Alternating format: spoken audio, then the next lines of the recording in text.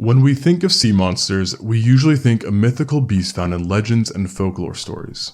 Ones that preyed on sailors with tooth, claw, and tentacle. But if you travel back far enough in time, you will come into contact with a variety of actual marine predators that were more or less real-life sea monsters, including deadly pliosaurs from the Jurassic, serpent-like mosasaurs from the Cretaceous, and titanic ichthyosaurs from the Triassic. These fearsome animals, along with many others, dominated the seas and oceans of Earth during the Mesozoic era, and made it a rather questionable decision to enter any sort of salt water. However, in those prehistoric times, not even fresh water was safe, as once in a blue moon, one of these sea monsters would successfully enter a freshwater ecosystem, where it would then establish itself as an efficient killer, transforming it into a full-fledged river monster.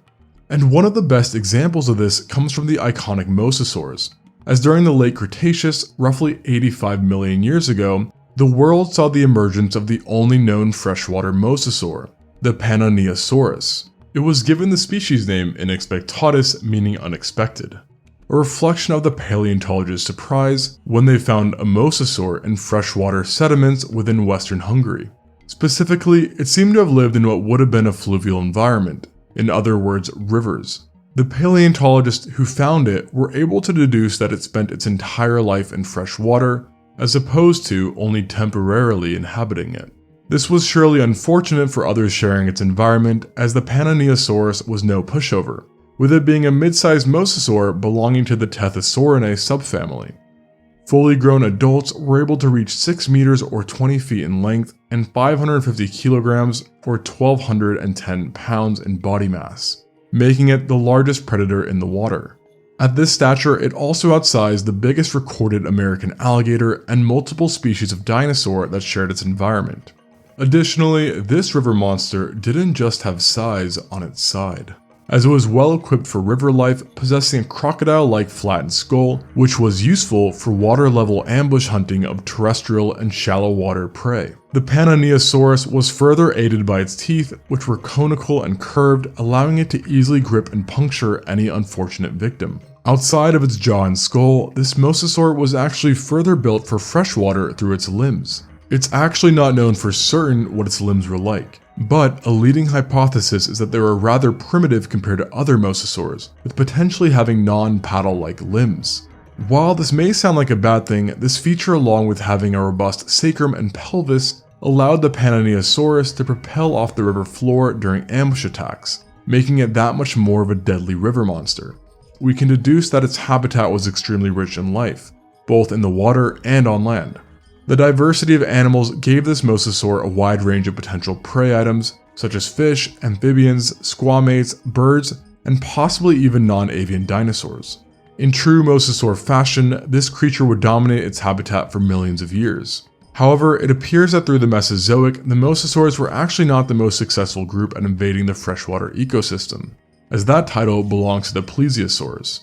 This is a group of marine reptiles that through the years have swam their ways into myths and legends thanks to their unusual appearances, and have even appeared alongside other famous sea monsters as far back as the 1800s within a variety of paintings and artwork.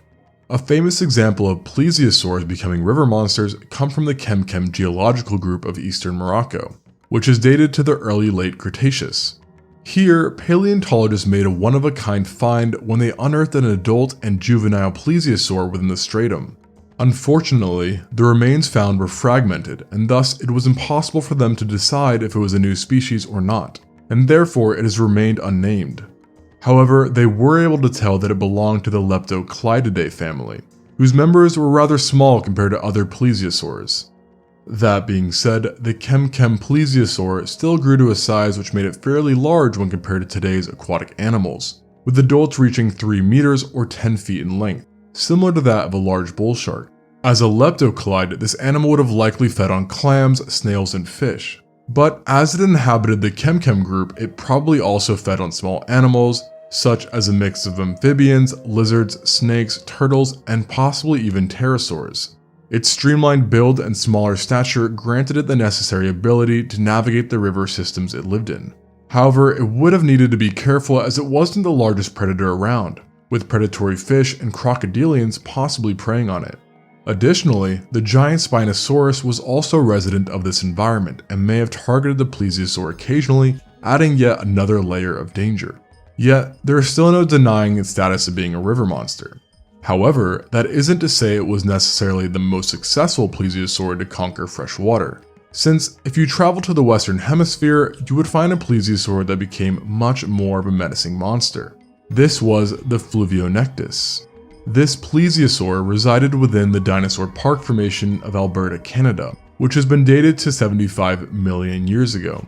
Unlike its Chemchem counterpart, the Fluvionectus was a large plesiosaur that was capable of growing to 7 meters or 23 feet in length, outsizing all other plesiosaurs found in freshwater sediments.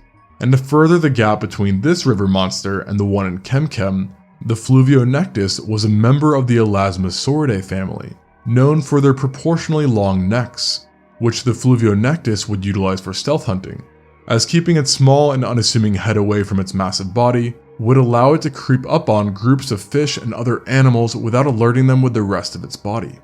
This adaptation proved quite useful in fresh water, but it wasn't the only thing the Fluvionectus had going for it, as it also enjoyed being one of the largest animals around, outsizing yet another plesiosaur that shared its habitat.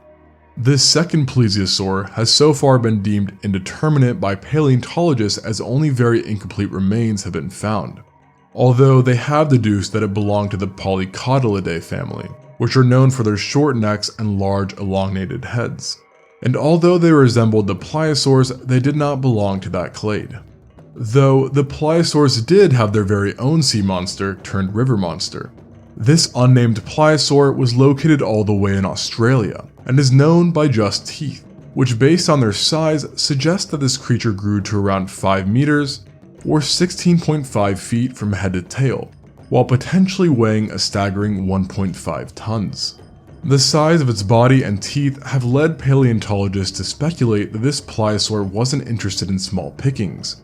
Rather, it had its sights set on large fish, crocodiles, and small dinosaurs that ventured too close to the water's edge.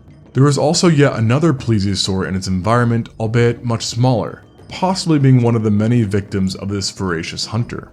Nevertheless, the smaller plesiosaur still held great importance as it, along with the other freshwater plesiosaurs, showed just how successful this group was at infiltrating rivers. And many paleontologists think that they were widespread in fluvial environments across the globe.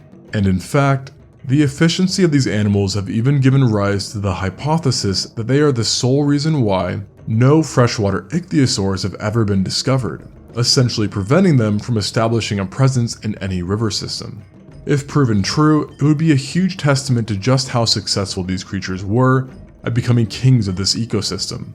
And yet another reason why we should maybe be thankful that they, and many other Mesozoic predators, are no longer around.